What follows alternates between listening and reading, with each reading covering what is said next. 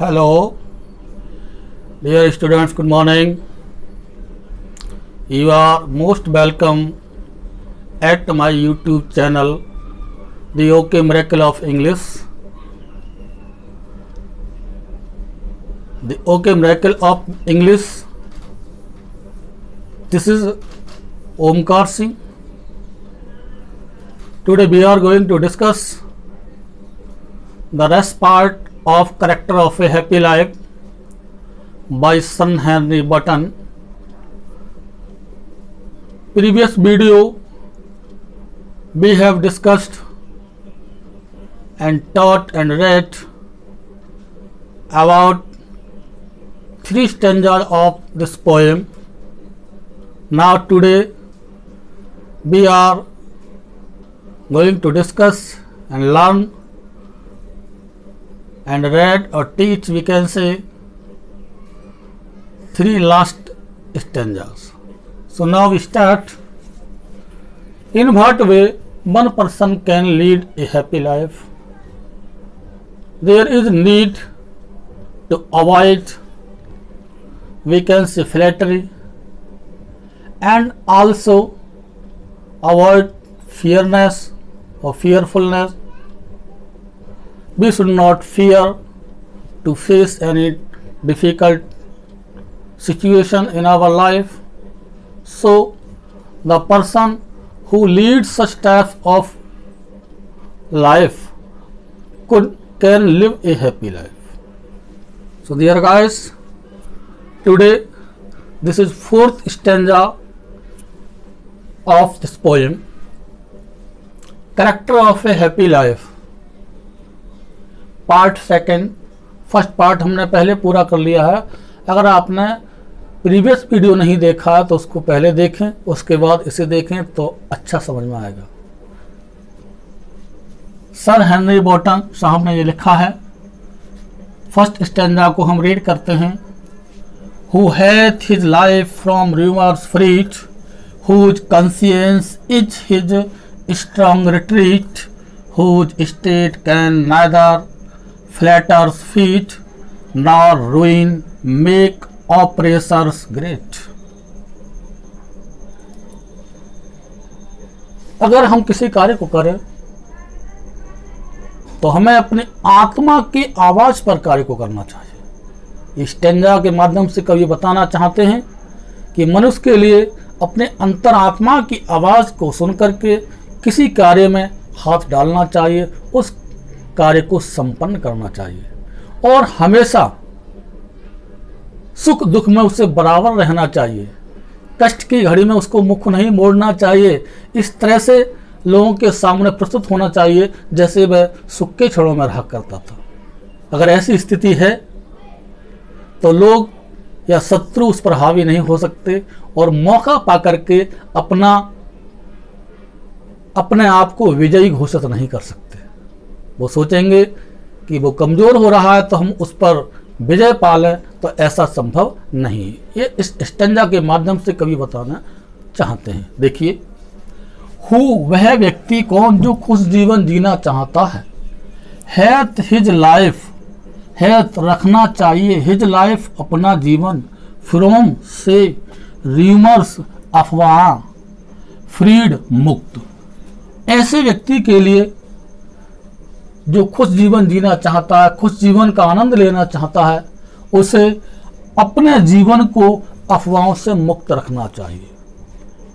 अफवाहों के पीछे मत चलिए कि वहाँ ये हो रहा है, वहाँ ये हो रहा है.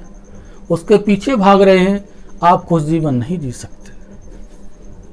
हुज, जिसकी कंसियंस अंतरात्मा, इज होती है हिज, उसका स्ट्रॉन्ग सबसे मजबूत ताकतवर, रिट्रीट शरण स्थल, प्रोटेक्शन एरिया या प्रोटेक्टेड एरिया कहना चाहिए.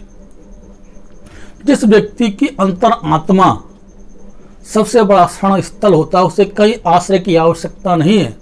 उसकी अंतरात्मा अपने आप को कभी भी दुखी महसूस नहीं कर सकती, कभी भी वो परेशानी या फियर महसूस नहीं कर सकती. उसे कहीं शरण स्थल पर किसी की शरण में जाने की आवश्यकता नहीं है, जो अपने अंतरात्मा के आधार पर कार्य करता है.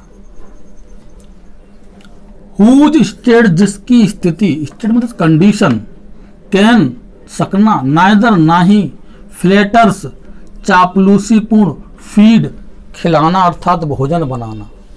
मतलब वह व्यक्ति किसी के चापलूसीपूर्ण विचारों में नहीं फंसता है, ऐसा व्यक्ति खुश जीवन जी सकता है।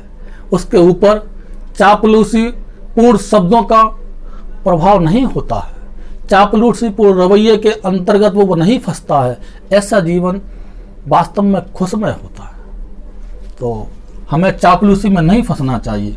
नॉर रुइन, नॉर नाही, रुइन होता है बर्बाद। यदि कोई कष्ट या बर्बादी का समय किसी के पास आ रहा है, आ भी सकता है। मेक बनाना, ऑपरेशंस दमन करता अर्थात शत्रुगण, ग्रेट अधिक होना अर्थात महान होना, यह विजय प्राप्त करना।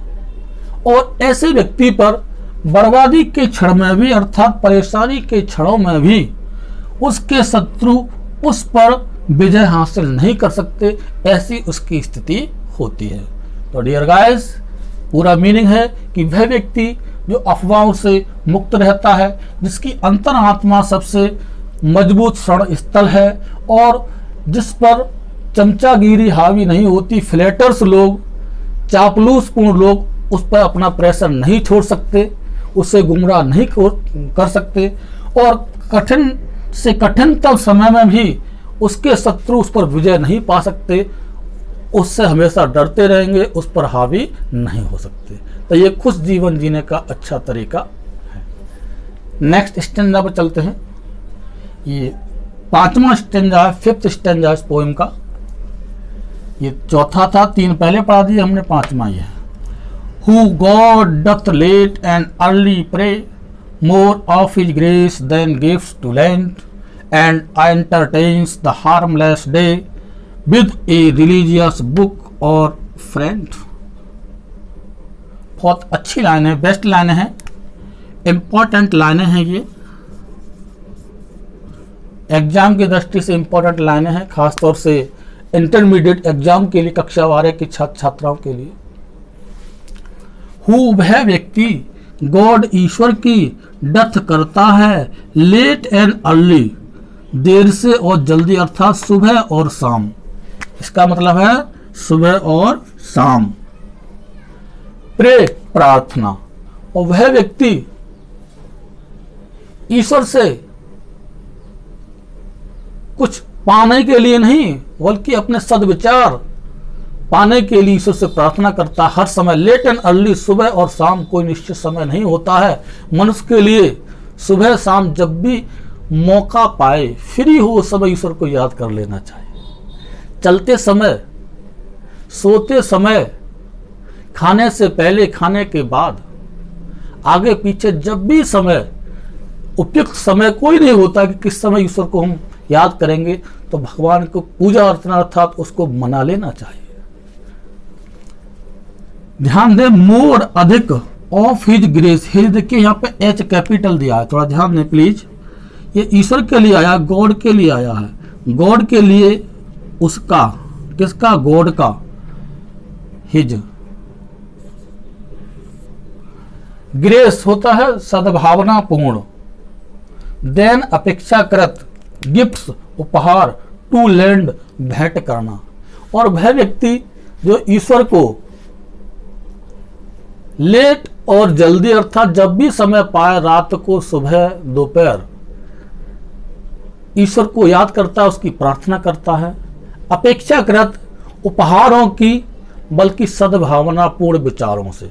ईश्वर कभी उपहार का होका नहीं है। भगवान के पास संसार की सब निधियां हैं। हमें ईश्वर से ये प्रार्थना करनी चाहिए कि हे ईश्वर, हमें सद्बुद्धि प्रदान करो, न कि हम सांसारिक वस्तुओं को प्राप्ति के लिए ईश्वर की पूजा करें। ईश्वर को धन मांगेंगे, धन तो खैर सबको देना ही है, उसे कोई भूखा नहीं रहता, कभी ना कभी उसको मिलना है, कहीं से प्राप्त होना है। तो हमें सद्भावना पूर्ण विचारधारा से, उपहार की जरूरत नहीं है, ऐसे ही बस हे ईश्वर परम पिता परमात्मा, हमारी सद्बुद्धि हमें प्राप्त हो, हमें सद्बुद्धि प्रदान कीजिए, हमें लोगों का अच्छा कर पाए, ऐसे विचार हमारे अंदर होने चाहिए। उपहार नहीं कि लो मैं फूल चढ़ा रहा हूँ या आप पर मिष्टान चढ़ा रहा हूँ, ऐसा कोई भी आवश्यकता नहीं है। ईश्वर को गिफ्ट देने की कोई जरूरत नहीं, उस पर सब संसार है, क्या गिफ्ट लेगा आपसे? आप उसकी खुद गिफ्ट है, मनुष्यकृति उसकी गिफ्ट है, उपहार है संसार के लिए। तो क्या गिफ्ट मांगेगा ईश्वर? मन से प्रसन्न होकर के ईश्वर को मना लीजिए, सद्बुद्धि प्राप्त करिए ईश्वर से, सब आपके आगे पीछे मिलेगा।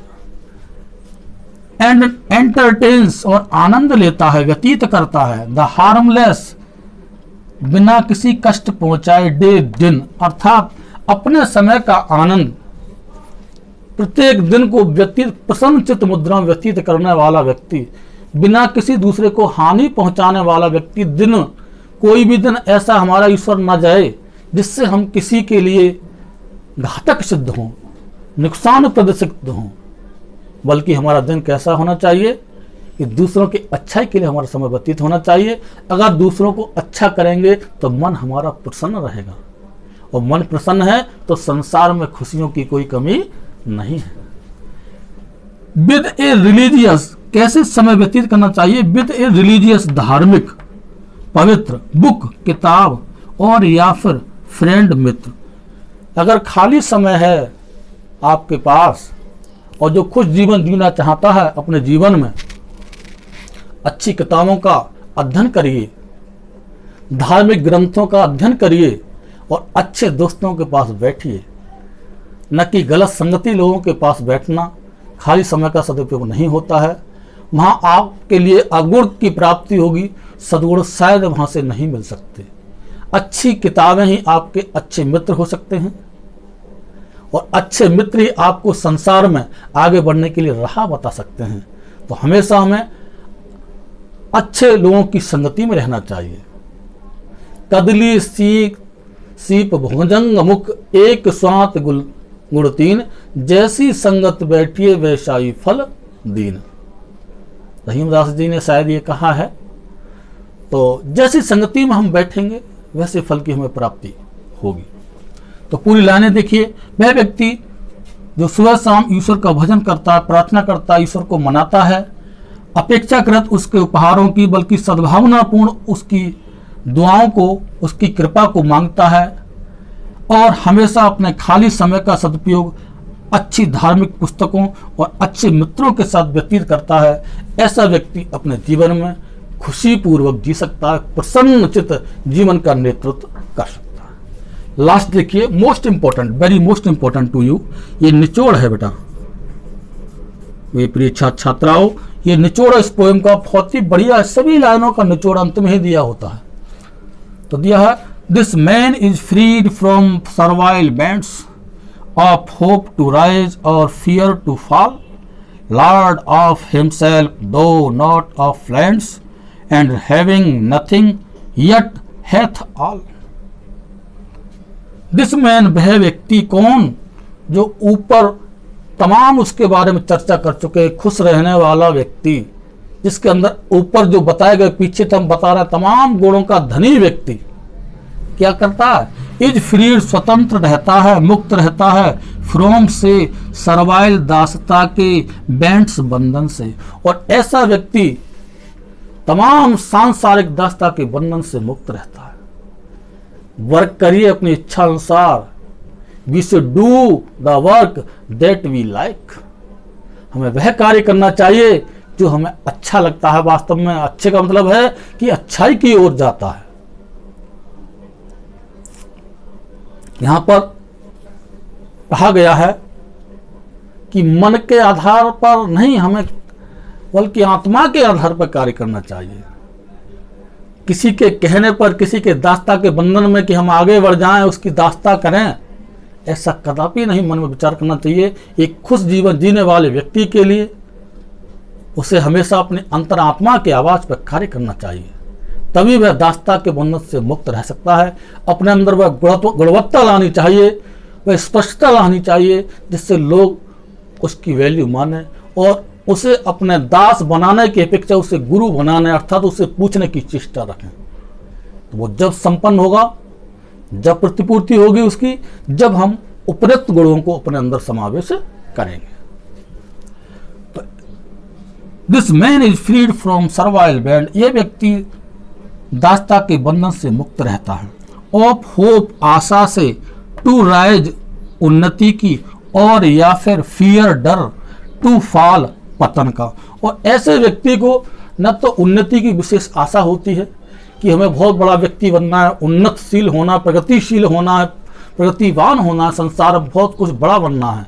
तो किसी के लिए बड़ा बनने के बहाने हम किसी की दास्ता स्वीकार करके वहां से कुछ सहारा मिल जाए, हम बड़े हो जाए, ऐसा कुछ नहीं रखता। फ्री रहता है इन चीजों से। पतन हो गया कि क्या होगा भगवान, अब हम नहीं जी सकते। नहीं, आप जिएंगे, सबको संसार में जीने का हक है। दास्ता स्वीकारने की अपेक्षा कहा गया कि मरना बेटर है। स्लेवरी इज सिन, एक दास्ता अपने आप में पाप है, उसको मत स्वीकारिए। खुश जीवन जीना है, थोड़ा खा लीजिए, नमक से खा लीजिए, बिना सब्जी के खा लीजिए, प्रसन्न रह सकते हैं। किसी के मांगने कर, मांग कर खाना या किसी का छीन कर खाना, दिल दुखा कर खाना, काट कर, पीट कर, मार कर बड़े होना, ये आत्म की शांति नहीं हो सकती। अगर मन की शांति है, कहा गया है संतोष परम सुखम, contentment is the best will. अगर अपने आप में आप संतुष्ट है तो सबसे बड़ा सुख संसार की निधियां आपके घर हैं। देखिए आगे, लॉर्ड ऑफ हिमसेल्फ, लॉर्ड स्वामी होता है ऑफ हिमसेल्फ, स्वयं का, अर्थात अपने आप पर कंट्रोल करने वाला व्यक्ति। दो यद्यपि नॉट ऑफ लैंड्स, लैंड मतलब संसार की वस्तुएं रखना या पजेशंस रखना, बड़ी बड़ी वस्तुएं रखना, भले उसके पास बड़ी बड़ी वस्तुएं नहीं हैं, उन पर शासन करने की उसकी एरिया नहीं है, लेकिन वह अपने आप पर शासन करना जानता है। अगर शासन करना है तो स्वयं पर शासन करिए। सबसे बड़ा शासक वही है जो अपने आप पर कंट्रोल कर सकता है। किसी को हम सलाह देंगे कि गलत काम मत करो, जब भी सलाह दे सकते हैं जब हम स्वयं उससे बचेंगे। तो dear students, self control is the best rule. The person who had self control, he is known as the best rule.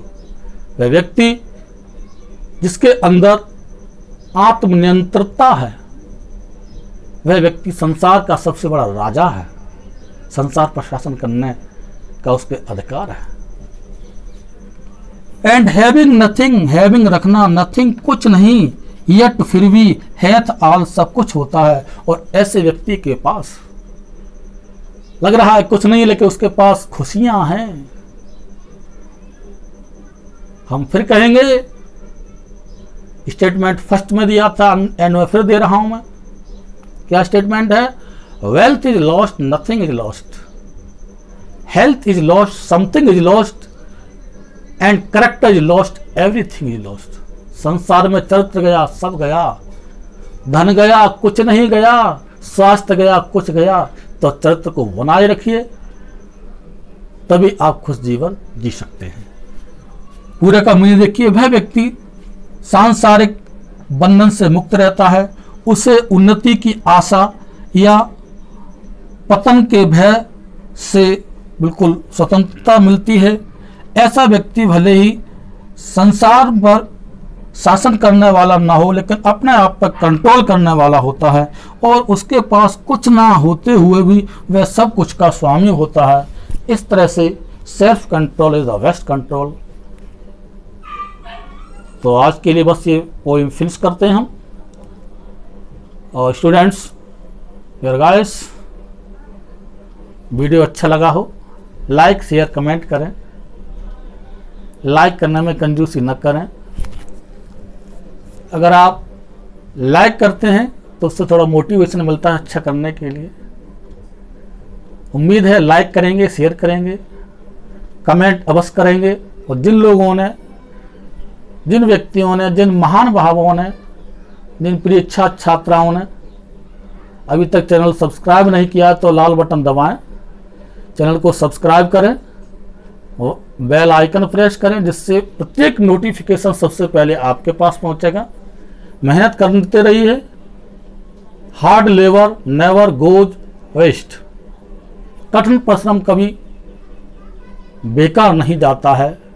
मेहनत करने वालों की हार नहीं होती है। जो मेहनत करते हैं उन्हें सफलता अवश्य मिलती है। आज नहीं तो कल मिलेगी। मेहनत करते रहिए, लगातार पढ़ते रहिए, थोड़ा थोड़ा पढ़िए, अधिकता के पीछे मत भागिए। आपको निश्चित रूप से संसार में सफलता मिलेगी, ये मेरा वादा है। तो वादा आपको भी पूरा करना है। आज से बस इतना ही। वाह।